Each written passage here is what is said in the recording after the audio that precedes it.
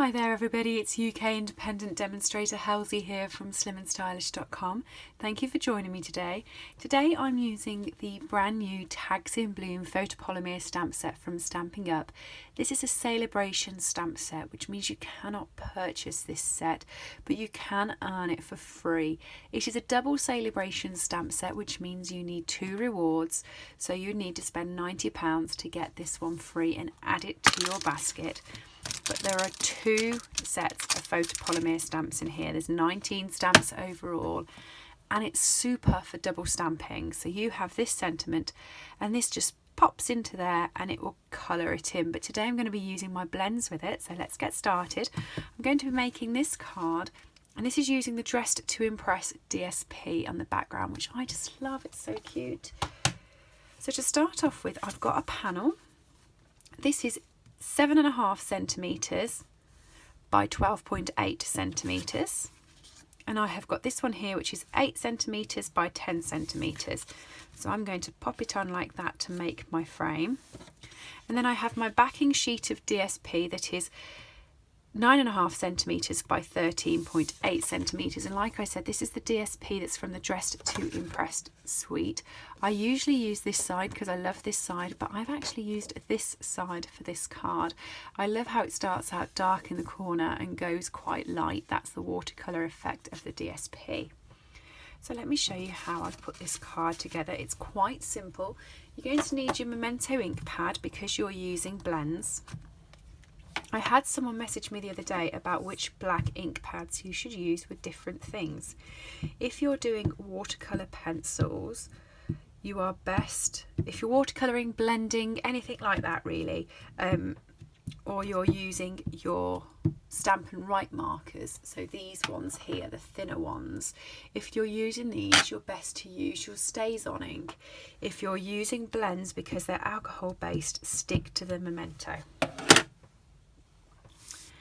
And that's generally a pretty good rule of thumb. So I've just inked this up and stamped it down. What I love about this stamp set is it coordinates with the new punches.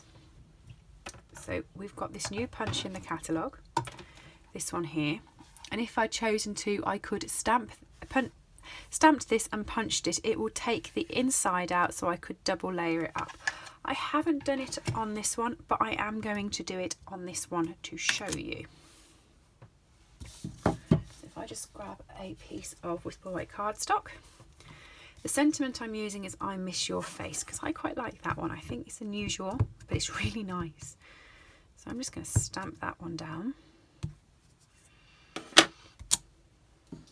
Grab the punch and I'll show you what I mean as to how it works out with it.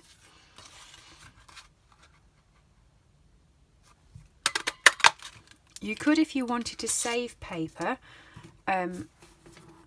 put this in the punch like that, but because I've punched it part way in the paper, it doesn't work out that right for me.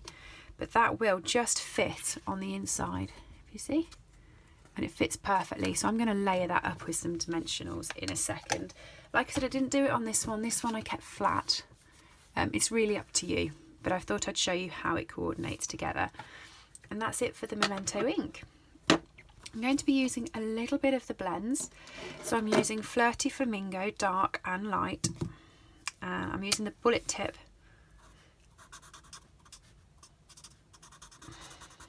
Like I said, there are stamps in the set that will stamp the inside of these, so you can stamp it up in Flirty Flamingo and do it within seconds.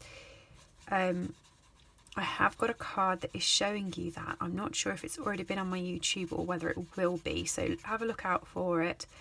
I film ahead of time, so I'm not sure which schedule I'm going to put them up in yet, but it will be up there and it will show you. However, you know me, I like my blends. And there's not that much blending, so I don't really mind.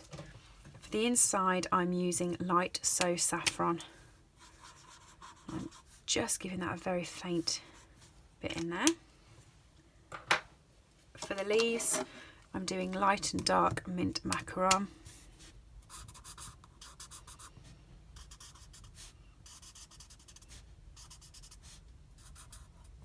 So there's the dark. As you can see, I've just done the top of it, and the light bit I'm going to go over the whole lot, blend it in.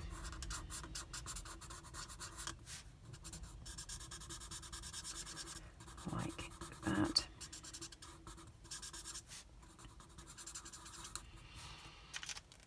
And then finally, just so it ties in with the background, I have got the really light purple posy.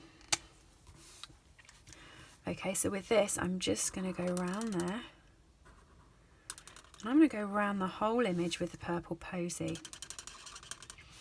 It's going to make it pop off the paper, but it's also just going to tie it into the DSP that I wanted to use.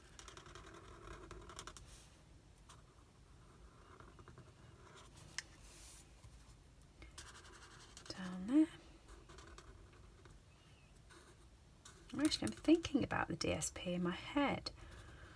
I wonder if I might use the other side for this. I'll have a look and see if it goes in a minute. It's a problem I have with Stampin' Up! DSP. I love the DSP. I'm not saying there's an issue with it at all. But I always like both sides. And then I have to decide which side I want to use. I think this is too busy. I like it being subtle on the other side, I think. Yeah. I'm going to stay how I did it the first time round. So that goes on there, that goes on there. We need some ribbon. So I've got some scrap paper to the side. I'm sure you've seen me do this before. You need some ribbon. This is the ribbon that is in the mini catalogue.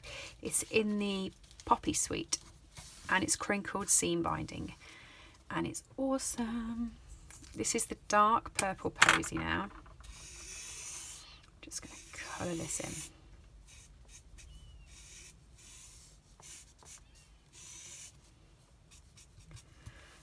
Okay. Do enough that you can go around the card and tie a bow as well. So the best way to work that out is to get your sheet of paper. Let me just... Whoo, stuck.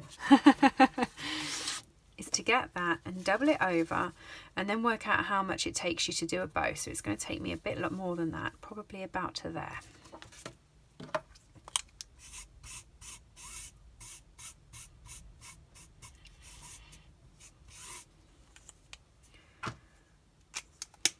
And I'm just going to snip that.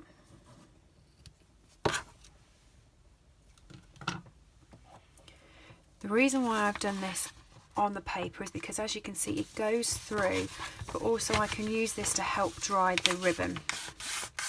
If you were doing this yourself and you had all the time in the world and you weren't doing it just to film it, you'd do it and leave it for a few seconds, because this, it easily transfers onto your fingers and onto the paper. But because I'm doing it for you, I don't want you to sit there waiting for me to do it. Oh, it's going around the whole thing.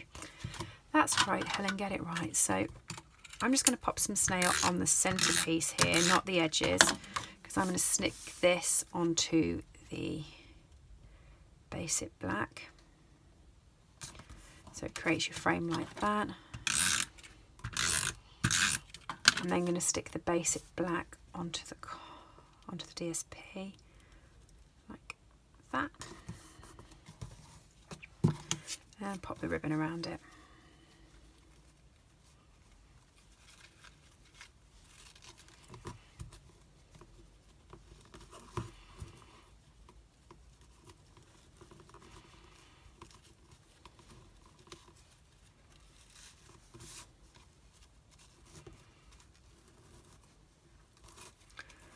A little fiddle, so it's how I want it.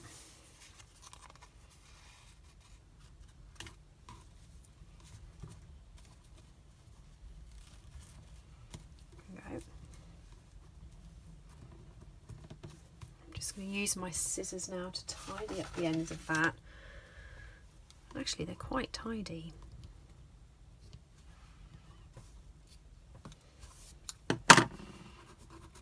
It's very unlike me. I normally hack at the ribbon when it's on the spool, and I don't normally leave it that tidy. So I'm just going to pop this up. A couple of dimensionals will do it.